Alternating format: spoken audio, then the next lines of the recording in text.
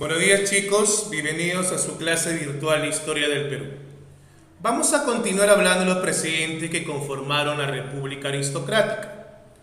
Y hemos dicho caracterizado políticamente porque van a gobernar los hombres más ricos en la historia del Perú, que van a formar parte de un partido, ¿no? Que es el Partido Civilista.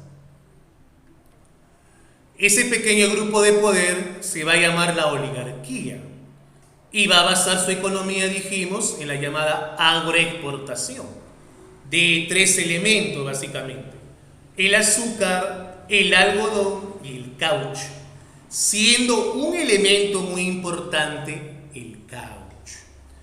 Nosotros ya vimos la clase pasada algunos presidentes de la República Aristocrática y hoy día vamos a culminar lo que corresponde a la segunda etapa de la República Aristocrática.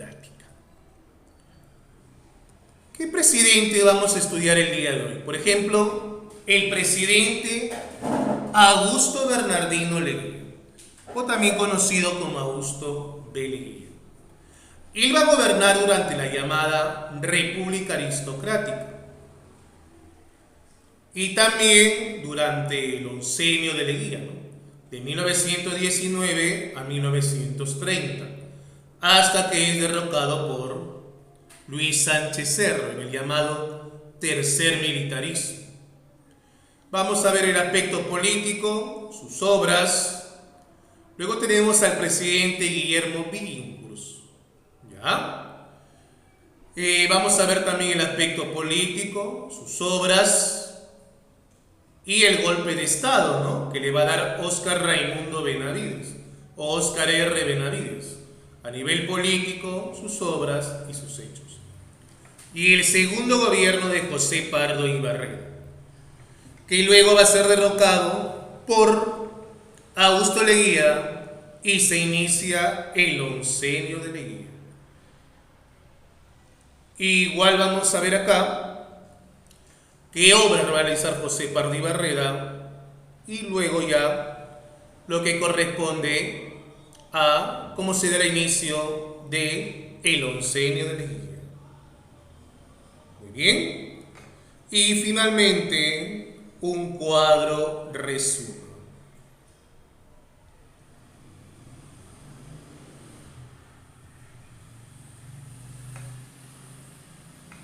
Muy bien, continuamos.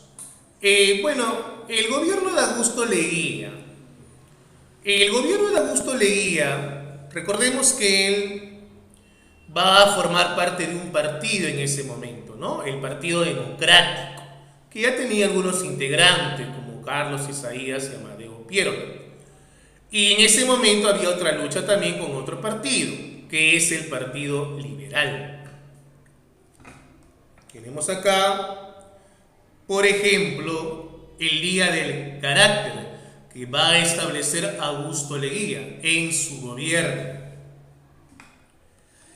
Pero lo más resaltante en el gobierno de Leguía es lo siguiente. Miren, se va a promulgar una ley, la ley de accidentes de trabajo. Es decir, si un trabajador sufrió un accidente en su centro de labores, el empleador tenía que pagarle todos sus gastos. Eso es la llamada ley de accidentes de trabajo, que va a promulgar el presidente Augusto Leguía.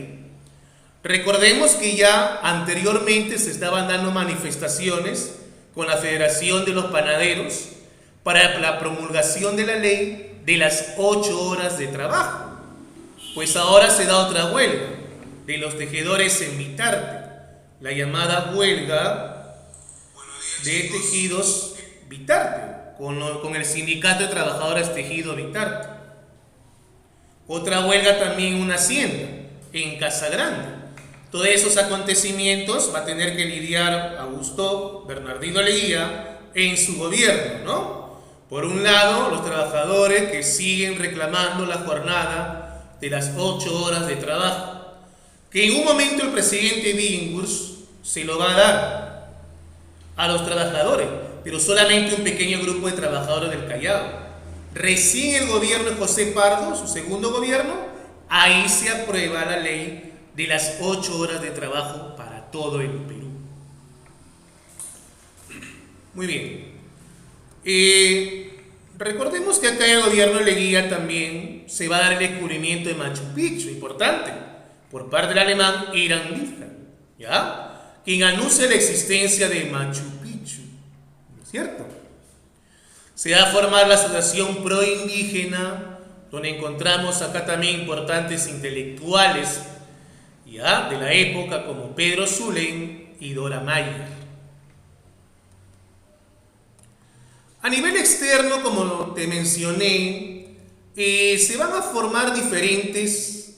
firmar diferentes tratados con los países. O sea, lo que va a buscar Augusto B. Leguía es delimitar en ese momento las fronteras, porque había bastante conflictos armados con los colombianos, los ecuatorianos, los chilenos, entonces, y brasileños, bolivianos. Entonces, Leguía, como veía toda esa situación, él va a buscar delimitar las fronteras en su gobierno. Esa es la idea. Va a firmar un tratado que es el Tratado Velar de Río Branco con el Brasil. O sea, ya había libre navegación por el Amazonas.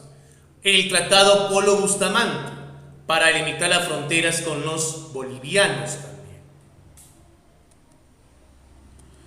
¿Quién fue Guillermo Billinghurst?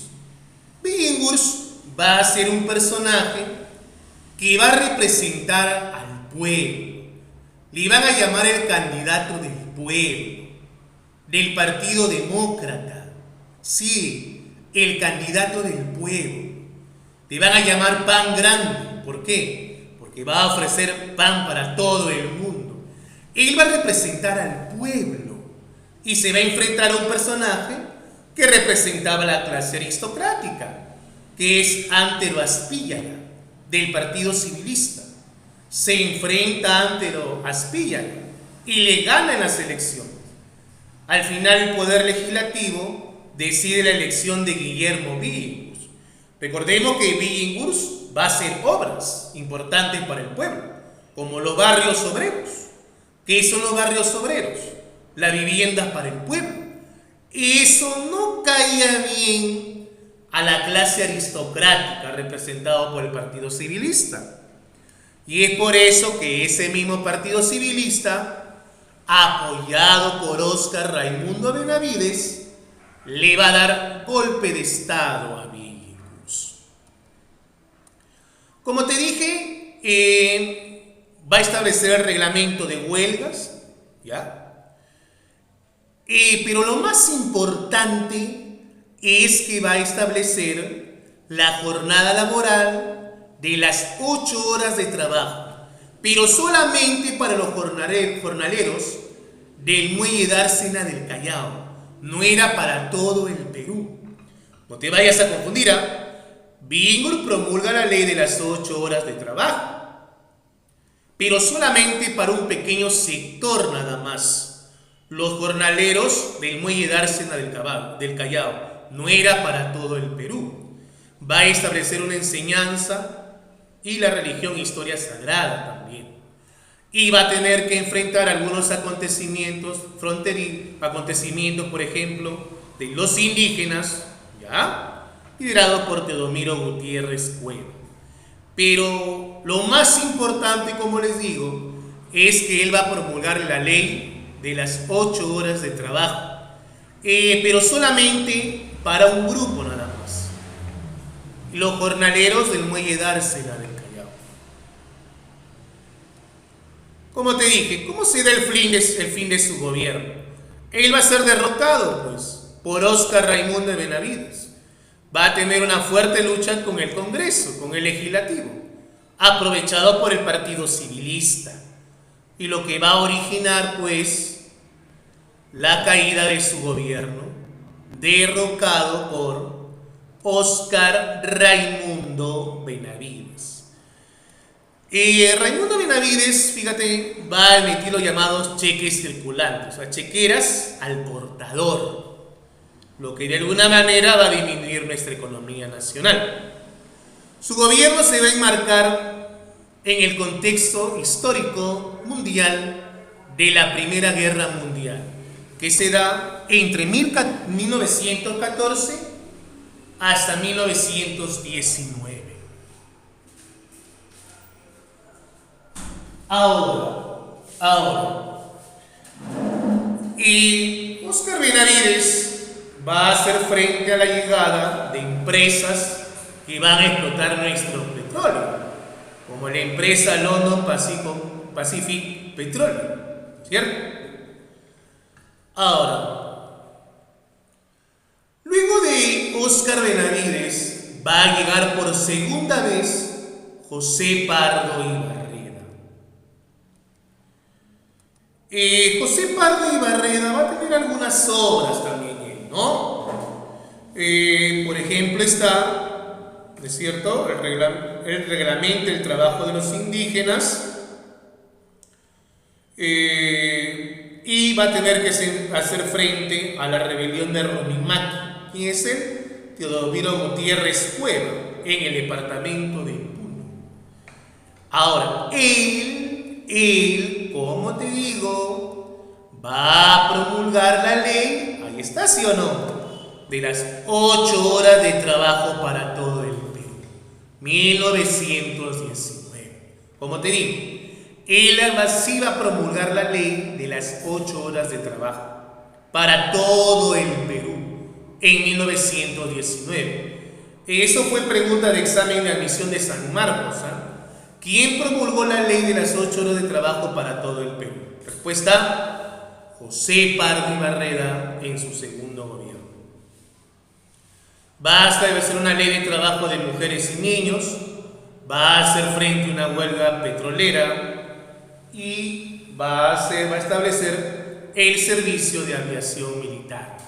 Pero lo más importante es la promulgación de la ley de las 8 horas de trabajo para todo el Perú. Muy bien, vamos a nuestro cuadro resumen. La República Aristocrática va a representar lo que corresponde a un grupo de poder, pequeño grupo de poder, que nos van a gobernar, que es la oligarquía. ¿Ya? La oligarquía. Que van a formar parte de un partido, que es el Partido Civilista. Ellos van a gobernar basado en la agroexportación de 3 elementos: el azúcar, el algodón y el caucho, siendo el elemento más importante el caucho.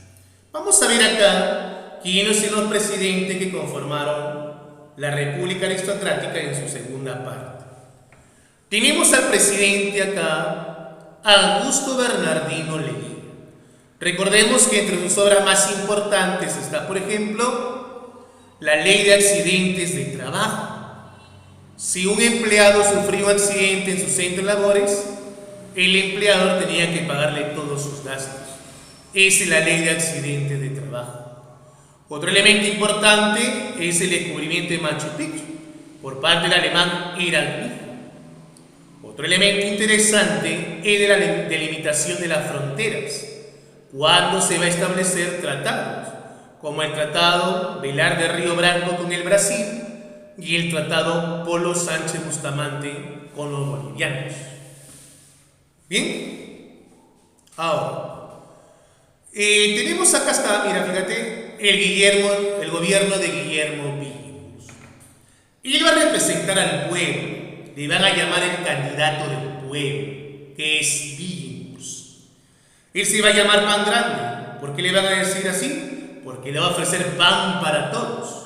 Él se va a enfrentar a un candidato de la aristocracia, que es Antero Aspilla, del Partido Civilista.